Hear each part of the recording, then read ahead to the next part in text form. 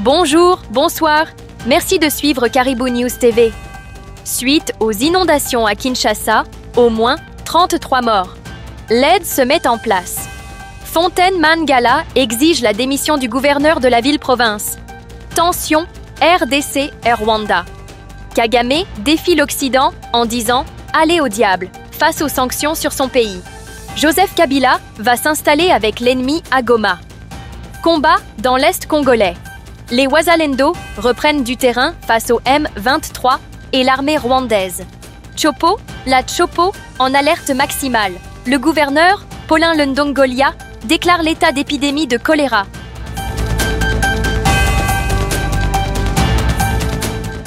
République démocratique du Congo. Dans la province de la Chopo, la situation sanitaire devient alarmante. Le gouverneur Paulin Lundongolia a déclaré l'état d'épidémie suite à la propagation du choléra dans la zone de santé de Lowa, avec un bilan de 292 cas et 57 décès. Les autorités appellent à une mobilisation générale du gouvernement, des partenaires sanitaires et des ONG pour contenir la crise. Sur le plan des infrastructures, à Kisangani, la route passant par le camp militaire Sergent Ketele jusqu'à l'axe principal est dans un état de délabrement avancé, ce qui préoccupe vivement les usagers. L'un d'eux a souligné qu'il était encore possible de contourner ce tronçon par l'Institut Tchololo, mais la situation reste préoccupante, notamment pendant les heures de cours, en raison du risque accru d'accident. Malgré ces défis, la ville connaît des avancées dans le domaine médical. Les cliniques universitaires de Kisangani, Koukis, viennent de bénéficier d'un don belge important, comprenant 2 machines de dialyse et un groupe électrogène financé par le Frivao. Le professeur Noël Labama Otuli, directeur des Koukis, espère transformer l'établissement en centre hospitalier de référence.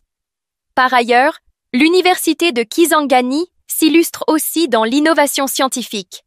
Une thèse doctorale de Jean-Didier Bozenjenguma démontre que le sildenafil, Viagra, peut améliorer la fertilité féminine en augmentant la vascularisation utérine, ouvrant une nouvelle voie dans la lutte contre l'infertilité d'origine utérine. Avant de quitter Kisangani, touchons un mot sur l'investiture du nouveau bourgmestre de la commune de Makiso. C'est dans une ambiance solennelle que le docteur Simon Lowawa a officiellement pris ses fonctions ce mercredi 9 avril 2025. La cérémonie, qui s'est tenue en présence du maire de la ville, Deli Likuandé, marque le début d'un nouveau chapitre pour cette commune stratégique, souvent qualifiée de miroir de la vie de Kisangani. Dans son allocution, Dr Lowawa a exprimé sa profonde gratitude envers les autorités nationales, notamment le vice-premier ministre de l'Intérieur et le chef de l'État, Félix-Antoine Tshisekedi, pour la confiance placée en lui. Il a souligné son double sentiment de reconnaissance et de responsabilité face aux nombreux défis qui l'attendent. Engagé à respecter les orientations de la hiérarchie tout en restant à l'écoute des aspirations de la population, il a évoqué des priorités telles que la sécurité, l'assainissement et l'encadrement des citoyens. Dr Lowawa a également mis l'accent sur l'importance du travail d'équipe, promettant de mobiliser l'expérience de ses collaborateurs pour répondre aux attentes des habitants de la commune. Cette inauguration marque un espoir de renouveau pour Makiso et ses citoyens. Kinshasa. La capitale congolaise fait face à une crise humanitaire majeure, provoquée par de fortes pluies diluviennes, entraînant le débordement de la rivière Njili. De nombreuses communes comme Matete, Limete, Mongafula, Ngaliema, Barumbu et Massina ont été inondées. Le boulevard Lumumba a même été temporairement coupé à la circulation. Ces inondations ont provoqué une pénurie d'eau à laquelle la Régie des eaux a réagi en remettant en service une motopompe à Njili. Et en travaillant sur les sites de Lukaya et Mitendi, cette situation a suscité une vague d'indignation. Le député Fontaine Mangala et des organisations comme le Mouvement national des consommateurs lésés demandent la démission du gouverneur Daniel Bumba, dénonçant l'inaction des autorités, l'urbanisation anarchique et l'absence d'infrastructures de drainage. Le couple présidentiel, Félix Tshisekedi et Denise Nyakeru, s'est rendu au stade Tata Raphaël, où des sinistrés sont hébergés, pour exprimer son soutien. Toujours à Kinshasa, un incident a secoué le ministère des Affaires étrangères dans la commune de Gombe. Une opération d'interpellation par les services de sécurité a conduit à l'arrestation de 10 personnes soupçonnées d'avoir fourni de faux passeports congolais à des membres du M23 et des RDF. L'enquête est toujours en cours. Sur un autre registre, la capitale a récemment vu le départ de 3 citoyens américains graciés, Marcel Malanga Malou, Tyler Thompson et Benjamin Ruben Zalman Paulin, impliqués dans une tentative de coup d'État raté. Leur libération, saluée comme un signe d'apaisement diplomatique, marque une coopération judiciaire renforcée entre la RDC et les États-Unis. On vient de l'apprendre, le président Félix Tshisekedi vient d'annuler un contrat de 5 millions de dollars signé par le conseiller principal Ebera NDE avec la firme américaine Earhart Turner LLC. La décision suspend également tous les contrats signés entre la RDC à travers ses institutions officielles et les firmes américaines, dans quelque domaine que ce soit. Enfin, la parole du professeur Luzolo Bambi a marqué les esprits cette semaine. Il exhorte les Congolais à ne pas oublier les 10 millions de morts des dernières décennies, dénonçant le silence autour des crimes commis par le Rwanda et ses alliés. Pour lui, paix sans vérité, ni justice, n'est qu'illusion. Restons à Kinshasa, où un autre événement a récemment secoué l'administration centrale. Une vive agitation a éclaté au sein du ministère des Affaires étrangères, situé dans la commune de Gombe. Selon un communiqué officiel, cette agitation faisait suite à une opération d'interpellation menée par les services de sécurité de l'État, dans le cadre d'une enquête en cours. L'opération a brièvement perturbé les activités du ministère, avant que les autorités n'annoncent un retour au calme et la reprise normale des activités. Elles ont également assuré leur entière collaboration avec les services compétents pour faire toute la lumière sur cette affaire. 10 personnes sont actuellement en garde à vue. Bien que leur identité n'ait pas été officiellement révélée, des sources proches du dossier évoquent une possible implication de certains fonctionnaires soupçonnés d'avoir facilité la délivrance de faux passeports congolais à des membres du M23 et des forces de défense rwandaises.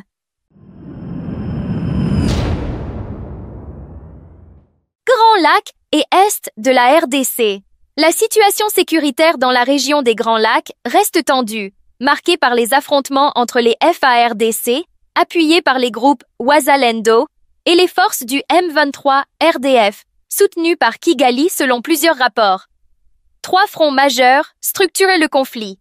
La vallée de la Ruzizi, théâtre d'affrontements entre les FARDC, plus de 20 000 Wazalendo et 12 000 commandos burundais contre le M23, Twagwiranéo, Red Tabara et l'armée rwandaise. La région de Bukavu jusqu'au Maniema, où des tensions persistent. La zone de Goma, en lien avec le Grand Nord, Lubero, Beni, Butembo. Plusieurs localités ont été reprises par les forces congolaises. Après avoir repris le contrôle de la localité de Muresa, au sud Kivu, des mouvements des Wazalendo ont également été signalés vers Miti et Mudaka, près de Bukavu, indiquant une possible progression. Rappelons que d'autres entités territoriales ont été reprises par les forces loyales. Walikale Centre, à 500 km de Kisangani, Walungu, Katana, Kalehe, Bushaku, Lemera, Niabarongo, Lumbishi, Katale, Kafufula, Machaka et Igali, dans les groupements de Mbinga Nord, Mubuku et Ziralo. Plus au sud, la prise de Karembo, une cité stratégique riche en or et en cassitérite dans le territoire de Walungu, est également revendiquée par les forces congolaises. Il faut rappeler une chose à propos du groupement de Mitindi. Les affrontements ont commencé ce jeudi à 5 heures du matin au quartier général du parc national de Kahuzi-Biega, PNKB, basé à Chivanga, au nord-ouest de la ville de Bukavu, au sud Kivu. Des sources concordantes indiquent que des Wazalendo ont lancé l'offensive contre des éléments du M23 RDF déployés à cet endroit. Ensuite, après des combats intenses hier mercredi, les Wazalendo ont récupéré 6 villages dans le groupement de Mbinga Sud, chefferie de Buhavu, dans le territoire de Kalehe. Pendant ce temps, une nouvelle promotion d'une centaine d'officiers FARDC, formés à Kana-Nga, a prêté serment devant le vice-premier ministre de la Défense, Guy Kabo Mbo Mwadia Mvita. Ce dernier a souligné l'importance d'une armée professionnelle et disciplinée, avertissant que Kana-Nga n'est pas une blanchisserie de grade. C'est dans ce contexte que Joseph Kabila fait à nouveau parler de lui. L'ancien président Joseph Kabila a annoncé son retour imminent en RDC, une décision stratégique alors qu'il évoque une déliquescence nationale. Il prévoit de revenir par la partie orientale du pays, notamment à Goma, actuellement sous occupation du M23 RDF. Cette déclaration, reprise notamment par Top Congo FM et RFI, suscite des interrogations sur ses véritables intentions. Le site actualite.cd a même publié une caricature soulignant le caractère ambigu de ce retour, interrogeant les points d'entrée possibles. Aru, Beni, Goma, Kalemi. Le site omet de mentionner les pays voisins, dont certains impliqués dans la déstabilisation de la RDC, et via lesquels il arriverait Rwanda, Kenya, Ouganda, Tanzanie, Zambie. L'ancien président annonce son retour, alors que le Rwanda traverse une crise économique, aggravée par des sanctions occidentales. Dans ce contexte, Rigathi Gachagua, ex-vice-président du Kenya, accuse le président Ruto d'avoir signé des accords avec le M23 pour commercialiser des minerais congolais sous label Kenyan, contournant ainsi les sanctions internationales. Nous disions que les FARDC Wazalendo étaient aux portes de Goma. Dès hier vendredi à 19h, des habitants ont été surpris par des détonations d'armes lourdes et légères dans les environs. La situation s'est aggravée vers minuit, où des tirs nourris ont été entendus dans la ville. Certains parlaient des forces loyalistes présentes aux alentours de l'aéroport de Goma et dans les quartiers de Ketchero. Entre 22h et minuit, voici les messages parvenus à notre rédaction. Ça tire de partout. Je suis ventre à terre. Probable attaque. Salut. Apparemment la ville est attaquée encore. Ça tire sérieusement de notre côté et surtout dans le quartier Ndosho. Plus de 10 bombes et des lance-roquettes. Prière pour nous et notre famille. Le quartier Majengo est sous le feu depuis hier soir. Les Wazalendo essaient de reprendre la ville de Goma. Les Wazalendo attaquent simultanément Mugunga et Nirangongo ce vendredi soir en ville de Goma. L'armée rwandaise serait en train de traverser en grand nombre par la frontière de Gisenyi vers Goma. Aucun communiqué ni de la part du gouvernement congolais, ni de celui du M23 RDF. Les détails dans nos prochaines éditions. C'était un plaisir de vous avoir à l'écoute. Abonnez-vous, cliquez la clochette, partagez et cliquez j'aime. Nous aimons vos j'aime. Ce journal a été réalisé à 90% avec l'intelligence artificielle. Dites merci à Jean-Fundi Kiparamoto, consultant en intégration multimédia et intelligence artificielle.